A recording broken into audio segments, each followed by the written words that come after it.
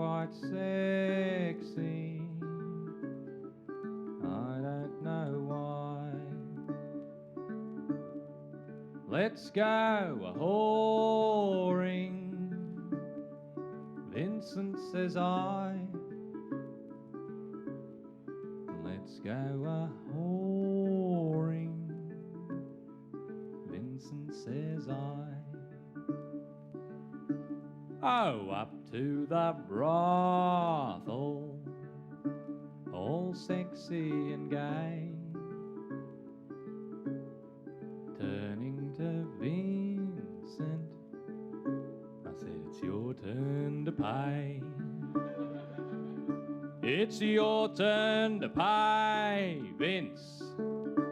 It's your turn to pay. Turning to Vincent, I said, it's your turn to pay. Well, a girl at the brothel says, what's for yous, dears? And turning to Vincent, says, ooh, what funny ears. Oh, what funny ears, Vince. Oh, what funny ears. Turning to Vincent, says, oh, what funny ears. Well, he ran all the way home and he cut his ear off. He ran all the way home and he cut his ear off. It fair put me off, mate. It fair put me off, and I'll no more go whoring with Vincent van Gogh.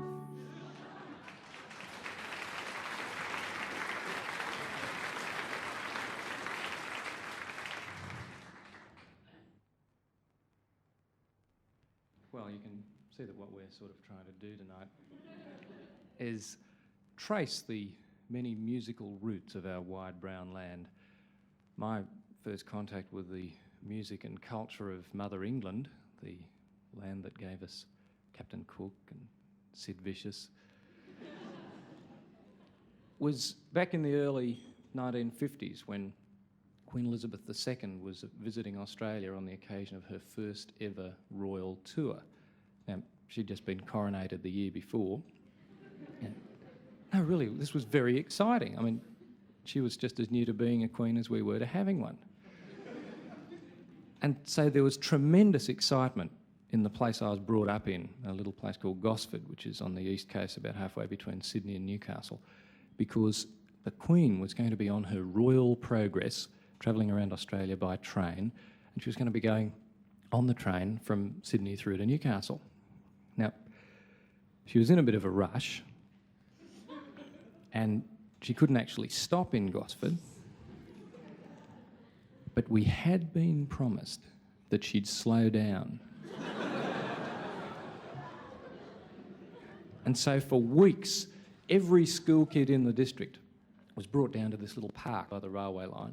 We were all, well, we didn't actually have the little Australian flags then because they haven't arrived from Japan.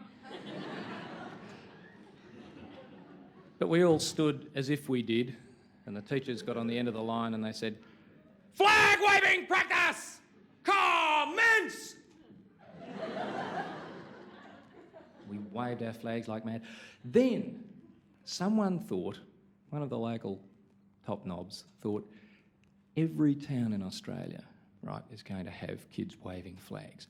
What can we do in Gosford so that when the Queen goes back to England, she will remember Gosford long after the rest of Australia is but a faded dream? They thought that was a terrific idea. They thought they'd get all the kids to line up in the park and spell out in human form a message of welcome to the Queen. First problem, of course, was what should the message be? They decided it should be something along the lines of, "Welcome. Your Majesty Queen Elizabeth II of Great Britain, the Commonwealth and the Empire. We trust that your visit to Gosford, though brief, will be an enjoyable one, and likewise extend our felicitations to your spouse, His Royal Highness the Duke of Edinburgh. P.S. How's your mother? Now, there weren't quite enough kids in Gosford to actually spell out all of that message. In fact, Her Majesty was probably fairly puzzled when she finally hit town and saw all these kids spelling out "Welk."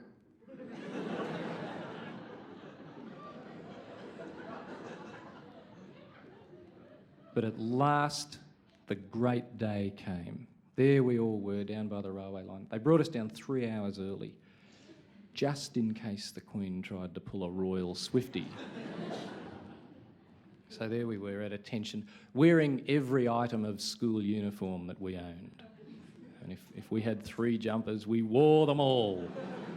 If I'm getting them dry cleaned, Dennis, you'll wear them.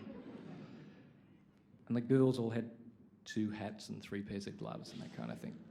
Boiling hot summer weather. To compensate for the weather, we had this soft drink, a new soft drink that the local manufacturers had brought out, a drink called Queen's Toast. And it had a little crown on the label. It was very patriotic. And it was awful stuff. I mean, it was a sweet, sickly, fizzy, bright pink drink. I mean, the nearest thing you could compare it to would be a diabetic's early morning sample.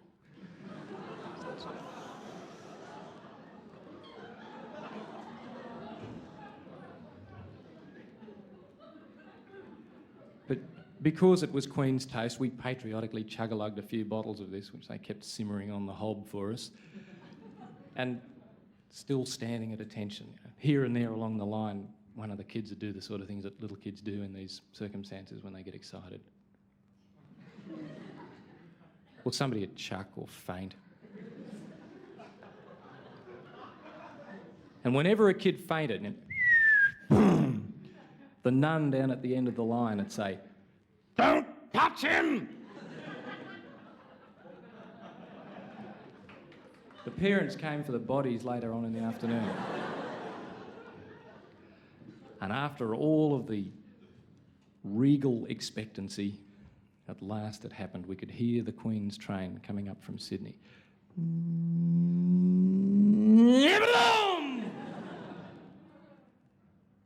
And it was gone. No kid got their flag up past there.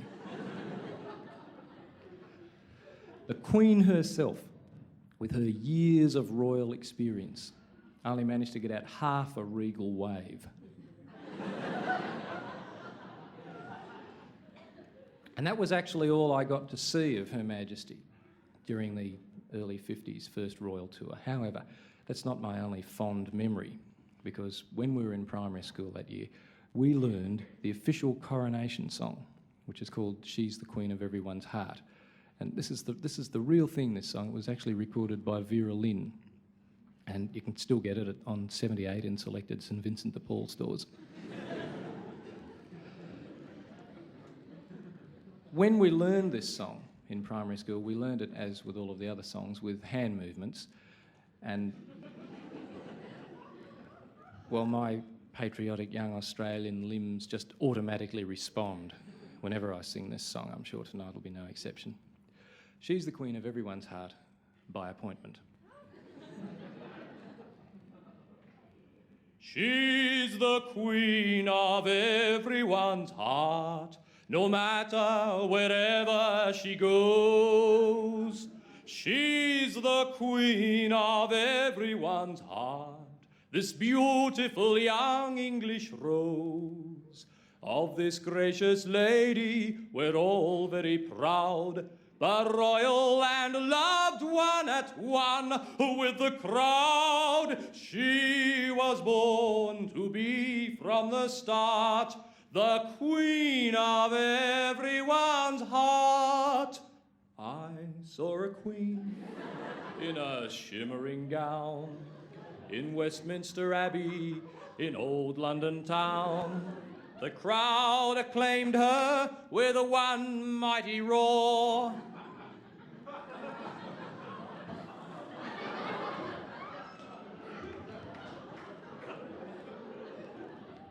And I was thrilled as never before.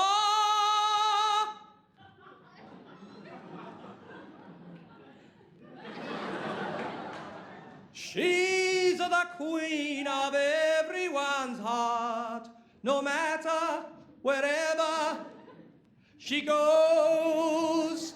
She's the queen of everyone's heart. This beautiful young English rose of this gracious lady, we're all very proud, the royal and loved one.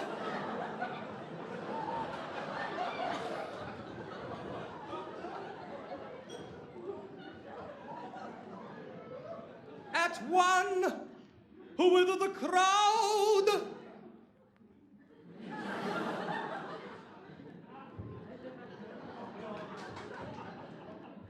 she was born to be from the start.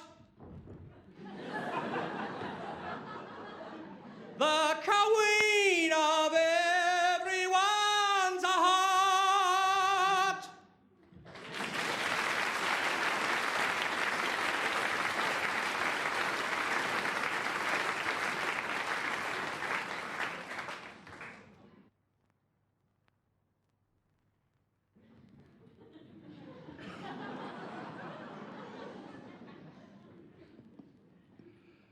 Usually at this time of the night, people start wondering just how much of the show is rehearsed and tightly scripted, and how much of it is a sort of spontaneous, off-the-cuff section that depends a lot on the audience.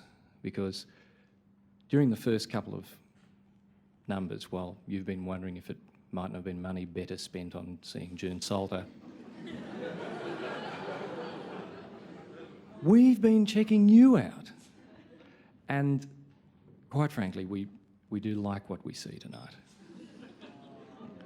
We obviously have a crowd here that couldn't pass the dress regulation requirements for Jules' adult disco.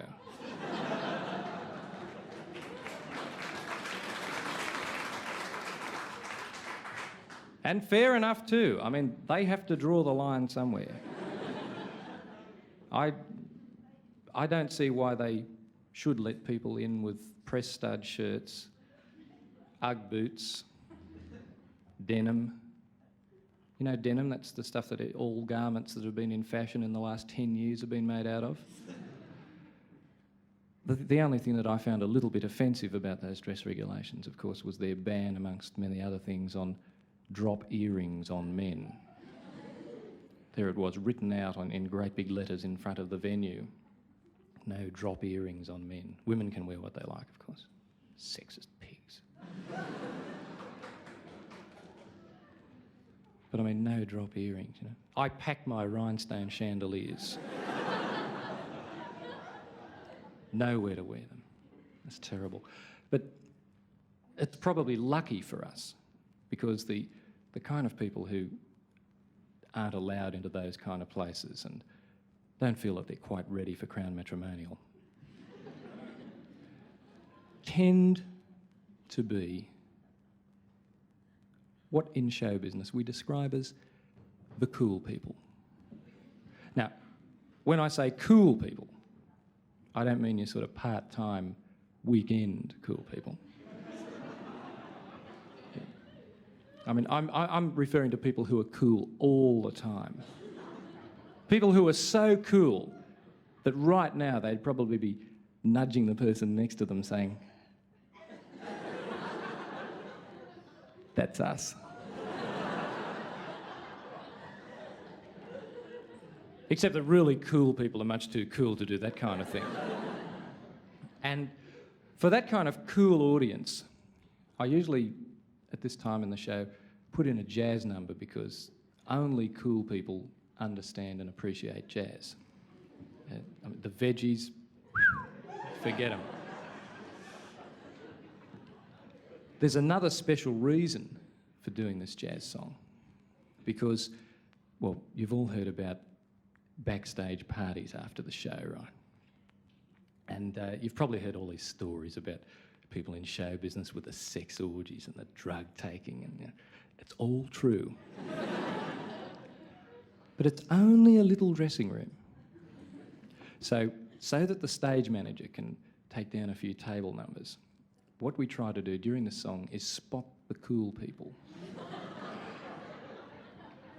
And the way we spot the cool people is by the way they applaud the saxophone solo in this jazz song.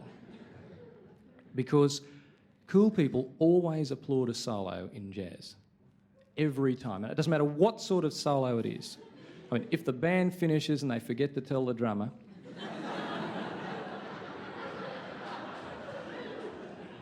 and the drummer does 16 bars and the band comes in at the end, dun, da, da, da, da, the audience goes crazy. I mean, it's really great because this is part of the Australian theatrical tradition. You know, it's much the same idea whereby when we go to live theatre, we always clap like mad when someone comes on stage that's been in a TV commercial.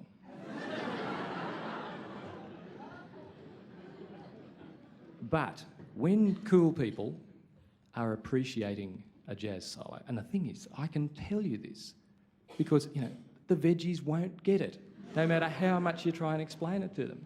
It just goes straight past them. It's really great. Because cool people, when they're appreciating a jazz solo, they don't go... All they do is... Now, in some jazz joints, that'll get you nothing but 6 cappuccinos.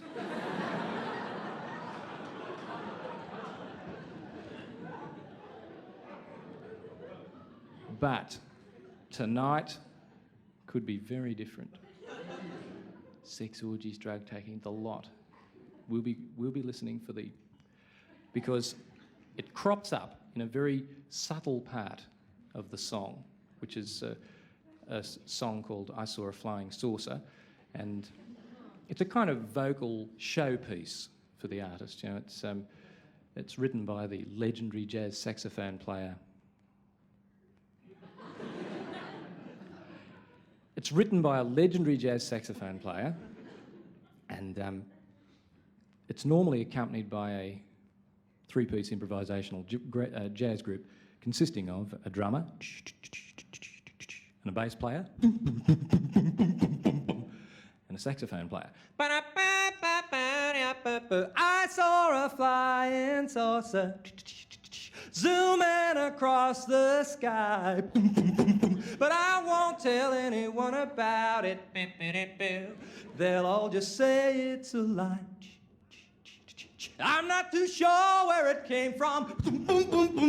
Could have been Venus or Mars. But I know there's one thing for certain. 'Cause I don't frequent no bars. That I saw a flying saucer zooming across the sky. Boom! But I won't tell anyone about it. They'll all just say it's a lie. They'll all just say it's a lie. I know a plane when I see one. Boom, boom, boom, boom, boom. I know an automobile. Beep, beep, beep. But this was a flying saucer. Believe me, it was for real. Boom, boom, boom. That I saw a flying saucer zooming across the sky. Boom! But I won't tell anyone about it. Beep, beep. They'll all just say it's a lie. They'll all just say it's a lie. They'll all just say.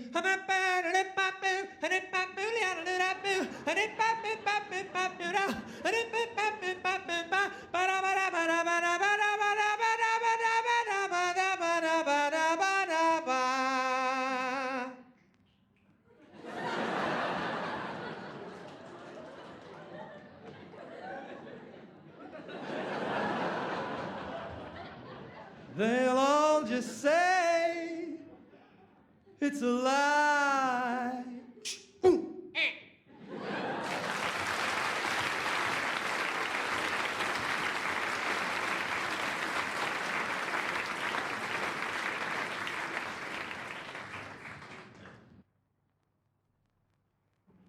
We come to the part of our program about romance, the course of which for some doesn't run at all.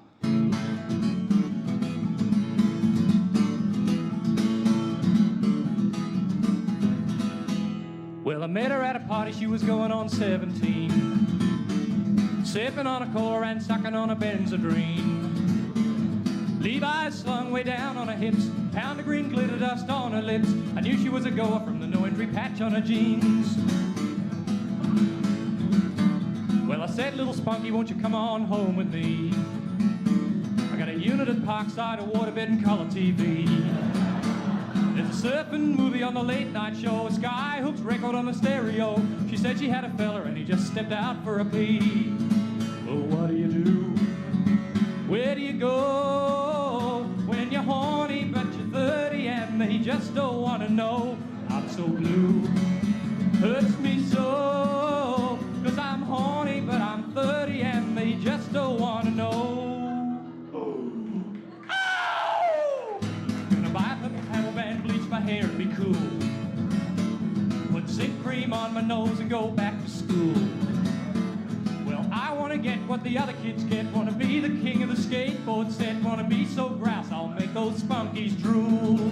But what do you do?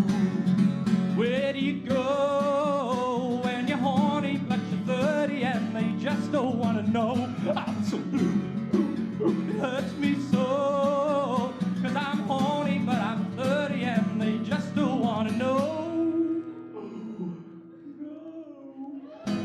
Buy a little pedal band and bleach my hair and be cool, put zinc cream on my nose and go back to school.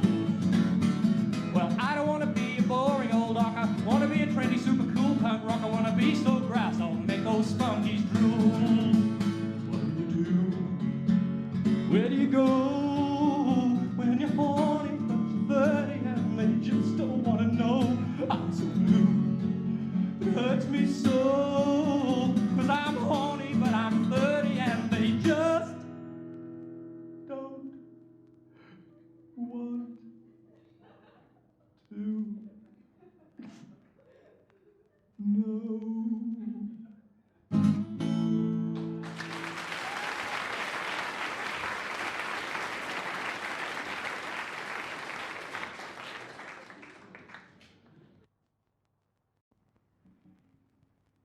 I suppose the word virtuosity means little or nothing to most of you. Well, this is my kind of instrument. And I'd like to show you now just what can be done with a simple musical instrument with a lot of practice, a fair amount of natural ability,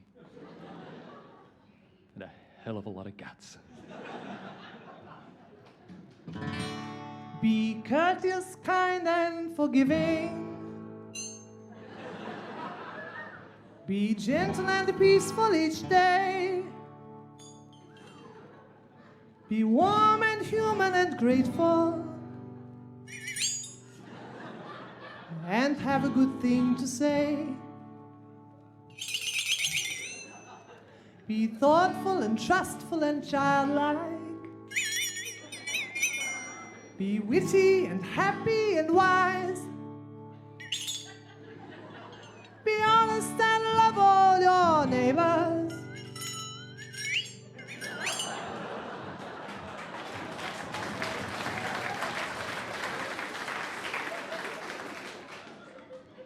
Might get in with this one. Be obsequious, purple and clairvoyant. Be pompous, obese and eat cactus. Be dull and boring and underpresent.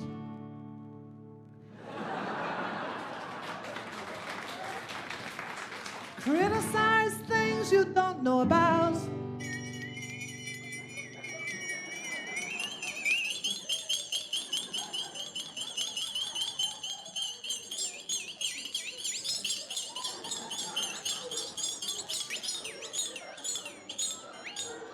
Be oblong and have your knees removed. Be tasteless, rude, and offensive. Live in a swamp and be three-dimensional.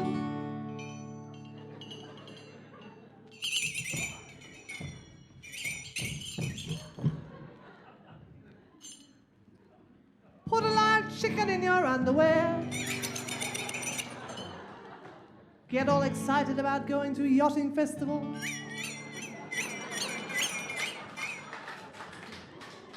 We got a good lot tonight. We've done it. Yeah. We've warmed the buggers up! And they said it'd take till well into the second half. What we'd like to do now, it's obvious that what we've got here is a good, old-fashioned Peter, Paul and Mary type of sing-along audience!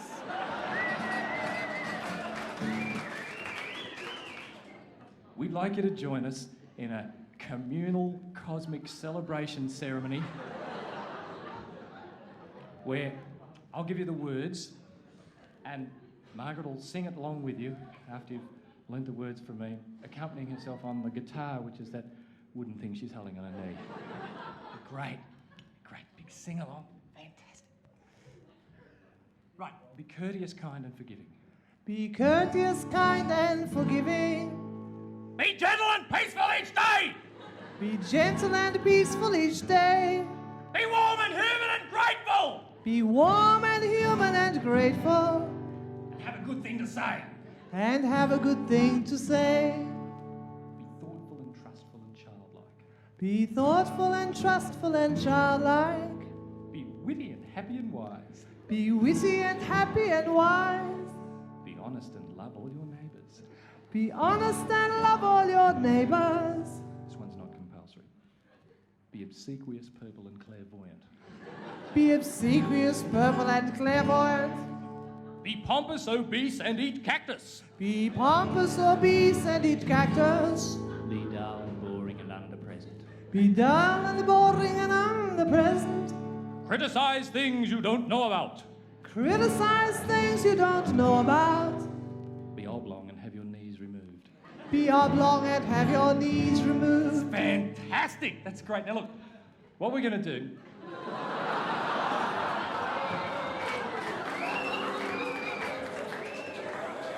We're going to divide the audience down the middle. Now, this side can be the girls and this side can be the boys. Okay, now, just the girls, par for the course for Adelaide. Be tasteless, rude and offensive. Be tasteless, rude and offensive. Now the boys, live in a swamp and be three-dimensional. Live in a swamp and be three-dimensional. Right, now, the intelligentsia or anyone thinking of doing a WEA course this year. Put a live chicken in your underwear. Put a live chicken in your underwear. Everybody! Go into a closet and suck eggs. Go into a closet and suck it.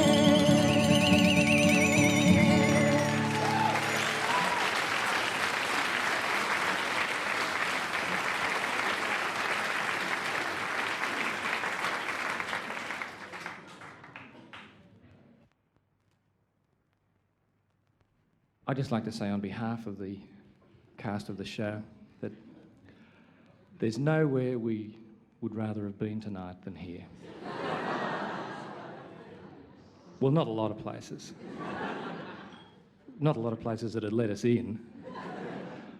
But if there is anyone here tonight who's been offended or upset or put off or annoyed in any way by any of the content of our show, look, we just like to say, as far as we're concerned, it's all been worthwhile. If, on the other hand, we have not yet touched your tender spot, we've prepared a kind of blanket condemnation for anyone that feels they don't have anything to write angry letters to the paper about tomorrow morning. This is a song that was originally written for a lady called Dorothy Hewitt, who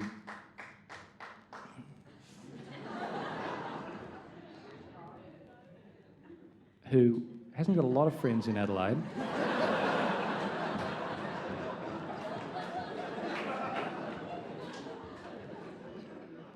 Dorothy writes poetry, and she wrote this poem about one of her innumerable ex-husbands. And he turned out to be a barrister and sued her for libel. I mean, it was pretty heavy stuff, the poem. I mean, I didn't know you could find that many words that rhymed with cretinous.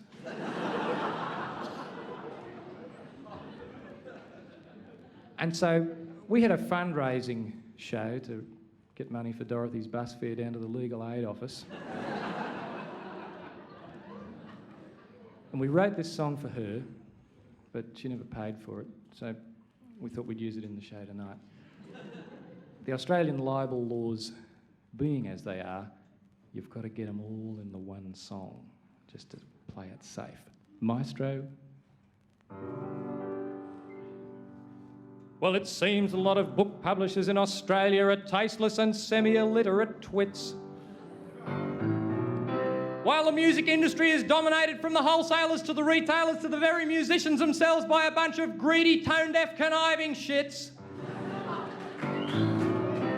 Newspaper proprietors, to be kind to them, are slimy turds.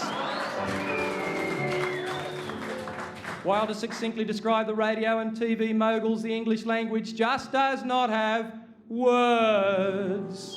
Libel, libel, from the Adelaide Advertiser to the Bible. If it mentions me or you, someone's gonna be in the poo, and we all can make a fortune out of libel. Well, the reason the theatre is ratchet is because Australian actors are a bunch of second-rate hams. The average university student has a brain so rattled with drugs and communist propaganda that they have to cheat to pass exams. I believe Ron Casey and Rex Mossop and Norman May should all get a white cane and dark glasses.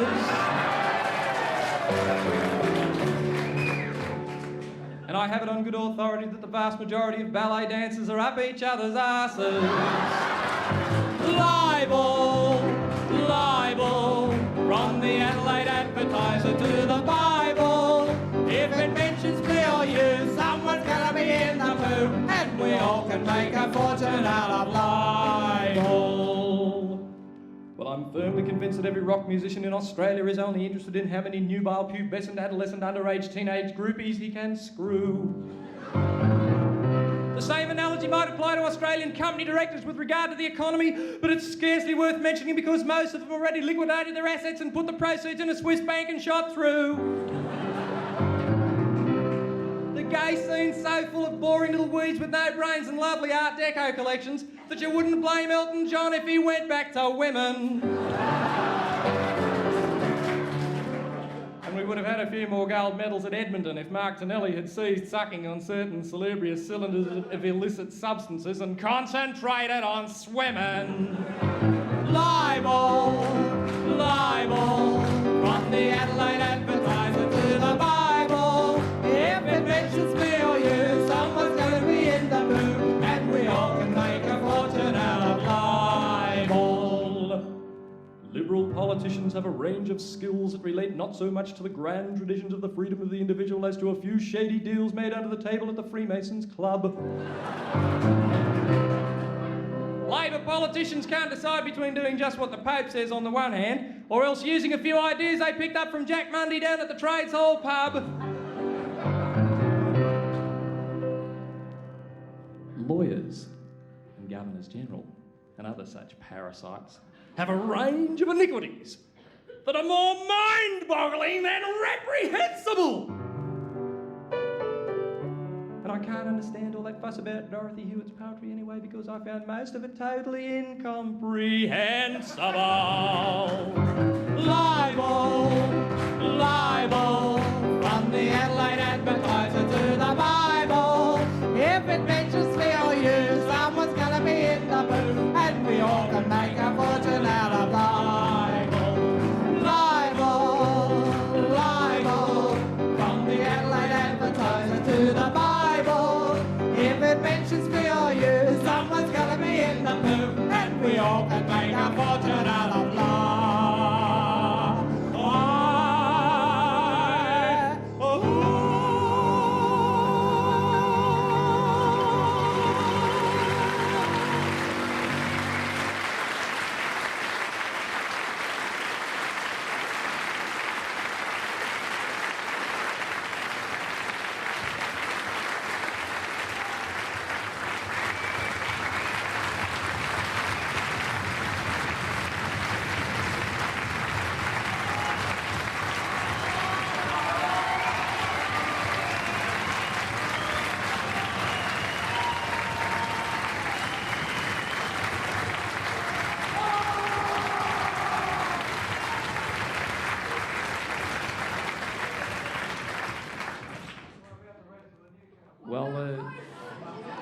The show's over. The show's over, you see. What actually usually happens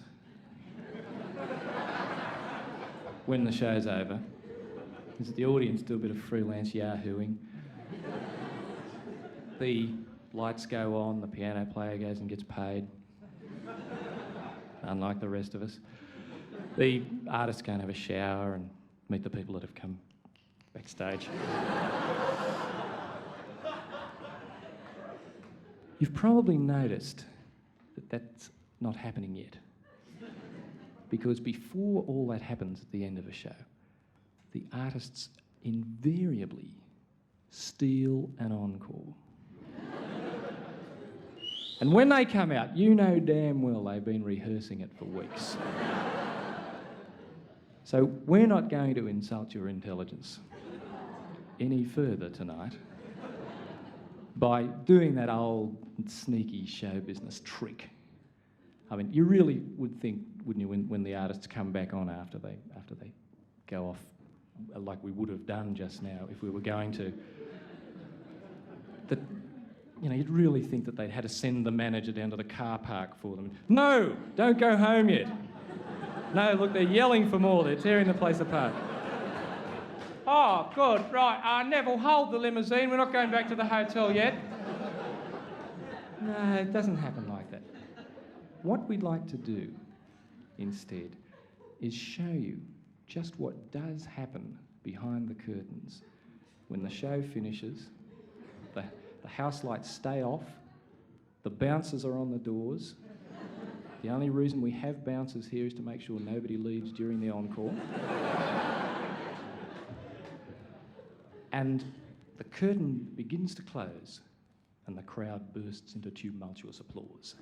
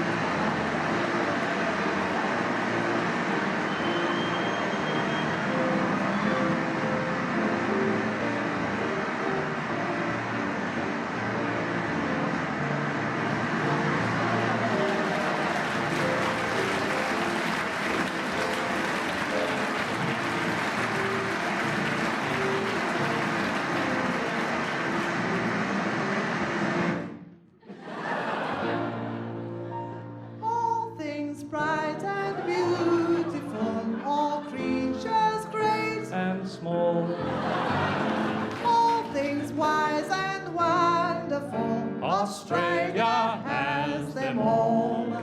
Our famous opera singers, Jules Sutherland and Astor.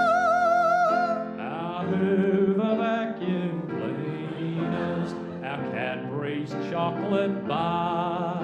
Our cloth or Purcell snowy for Austral picnic spread. Where hums the humble blowy and beetroot stains the bread.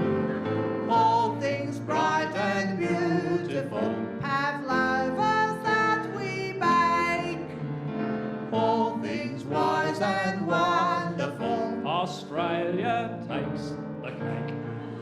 our great big smiling beaches, the smell of thick quick tan. Our lovely juicy peaches that never blow the can. Our gorgeous modern city, so famed throughout the earth. The Paris end of Collins Street, the Melbourne end of Perth. All things bright and beautiful, those cynics sneer and plot. All things wise and wonderful, Australia got the lot. The barracks that we scrape off those wee Australian chins. The phenyl that we sprinkle inside our rubbish bins. Those plate glass picture windows, Venetians open wide. In a land where nothing happens, there's nothing much to hide. All things bright and beautiful, our wonderful wealth of natural mineral resources. All things wise and wonderful. Our really wonderful wealth of different brands of tomato sauces. It's flag waving time. Flag waving time. Okay. We like a bit of... Those who've got them, pretend they're gladdies. If you haven't got a flag, pretend you're at a sherbet concert. Australia is a Saturday with races on the tranny. Australia is the telky smell of someone else's granny. Australia is a kiddie with zinc cream on its nose. Australia's voice is Melba's voice. It's also Normie Rose. Australia's famous postage stamps are stuffed with flowers and fauna. Australia is the little man who's open round the corner. Australia is a sunburned land of sand and surf and sun. All ye who moan about